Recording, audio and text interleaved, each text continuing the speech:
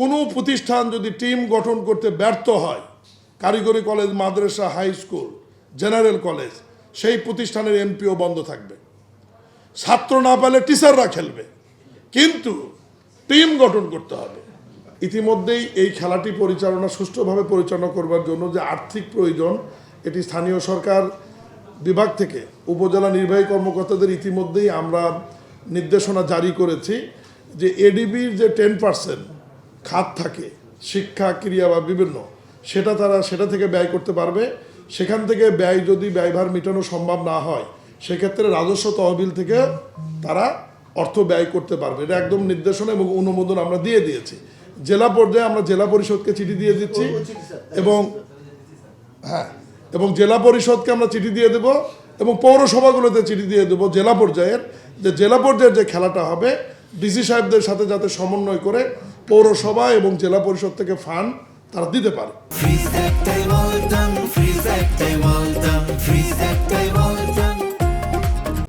এখানে যেহেতু খেলাটি শিক্ষা মন্ত্রণালয়, আমি শিক্ষা মন্ত্রণালয়কে অনুরোধ করব প্রত্যেক ইউনো বা জেলা পর্যায় থেকে একটা বাজেট নির্ধারণ করে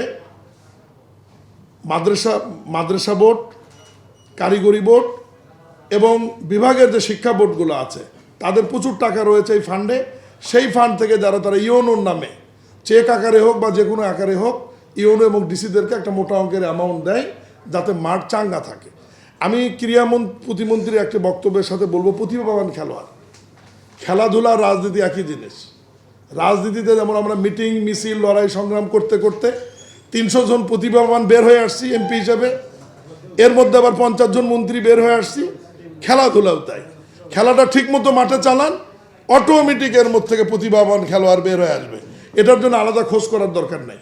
তবে আমি একটা শর্ত দিতে বলবো, কোনো প্রতিষ্ঠান যদি টিম গঠন করতে ব্যর্থ হয়, কারিগরি কলেজ, মাদ্রাসা, হাই স্কুল, জেনারেল কলেজ, সেই প্রতিষ্ঠানের এনপিও বন্ধ থাকবে। ছাত্র না পেলে টিচাররা খেলবে, কিন্তু টিম গঠন করতে হবে। এটার জন্য একদম ম্যান্ডেটরি করতে হবে যে প্রত্যেকটি, যেহেতু বালিকা আপনারা ঐচ্ছিক দিয়েছেন, বালিকা টিম যেহেতু আপনারা ঐচ্ছিক দিয়েছেন, তাহলে স্টুডেন্ট সব স্কুল কলেজে আসেই। কোনো শিক্ষা প্রতিষ্ঠান যদি 11 জন বা 15 জন খেলোয়াড়দের টিম গঠন করতে না পারে, তাহলে আপনারা ধরে নেবেন যে ওই প্রতিষ্ঠানে কোনো স্টুডেন্ট নাই। তার মানে ওই প্রতিষ্ঠানে আপনারা তদন্ত করারই দরকার নাই, এখান থেকে বসেই এমপিও না, এটা খুঁজে বের করে, এটাই মুখ্যম সময়, এটাই হচ্ছে মুখ্যম সময় আপনাদের। এবং এই খেলাটি আমি মাঠ পর্যায়ে ইতিমধ্যে মিটিং করেছি, চেয়ারম্যান এবং ইউনো সহ আমি একটা প্রাথমিক মিটিং করেছি। আমার মনে হয় যে এটা একটা তরঙ্গের মতো তৈরি হবে সারা বাংলাদেশে, এবং প্রত্যেক উপজেলা লেভেলে 4টি-5টি মাঠে যেন এই খেলা অনুষ্ঠিত হয়।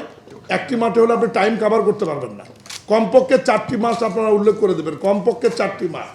এবং এই ভেন্যু কমিটি করে দেবে ইউনোরা, একজন গেজেটেড কর্মকর্তার নেতৃত্বে, প্রথম শ্রেণীর একজন কর্মকর্তার নেতৃত্বে একটা ভেন্যু কমিটি থাকবে, এবং সেই কমিটি ওই মাঠের খেলা পরিচালনা করবে। যেমন আমার উপজেলায় যেমন আমি কিছু সিদ্ধান্ত দিয়েছি, আমি বলি আমার উপজেলার মিটিংয়ে আমি বলেছি ফুটবল এবং জার্সি আমি উপজেলা পরিষদ থেকে কিনে দেব প্রত্যেক টিমকে। মানে আমি আমারটা বলছি আর কি, এটা অনুকরণীয় হতে পারে সব জায়গায়।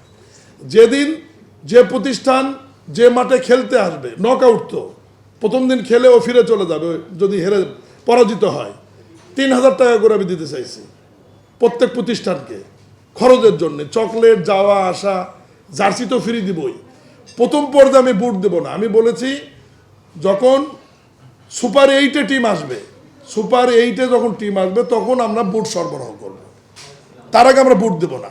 তার আগে বাড়ির থেকে সে জুতা পারুক, অ্যাংলেট পারুক বা পারুক, যেভাবে খেলুক, কিন্তু খেলতে হবে। আমি এইরকম একটা সিদ্ধান্ত দিয়ে এসেছি। এবং ভেন্যু কমিটিতে যারা থাকবে, যে প্রতিষ্ঠানে ভেন্যু হবে, প্রত্যেক খেলার দিনে সেই ভেন্যু প্রতিষ্ঠান প্রত্যেক খেলার জন্য 1000 টাকা করে পাবে। কারণ তাদের অ্যারেঞ্জমেন্ট থাকে, চা নাস্তা থাকবে, অফিসাররা যাবে, মানে খেলাটাকে সক্রিয় করার জন্য।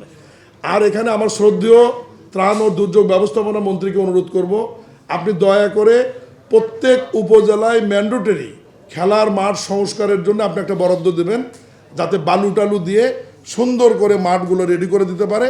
তাহলে বাচ্চারা আনন্দময়ের মাধ্যমে এই খেলাটি হবে।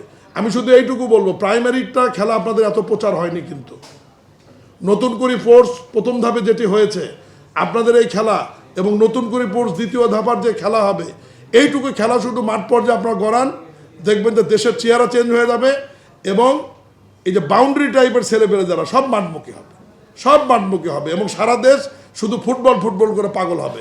আমি এই জন্য শিক্ষা মন্ত্রণালয়কে আন্তরিকভাবে ধন্যবাদ জানাই যে মাননীয় প্রধানমন্ত্রীর অনুশাসন অনুযায়ী তারা অত্যন্ত গুরুত্বপূর্ণ একটি ক্রিয়া নিয়ে মাঠে যাচ্ছে, যেটি prime minister gold cup tournament. এই টুর্নামেন্টের সফলতা কামনা করে আমার বক্তব্য শেষ করছি। ধন্যবাদ। আসসালামু আলাইকুম।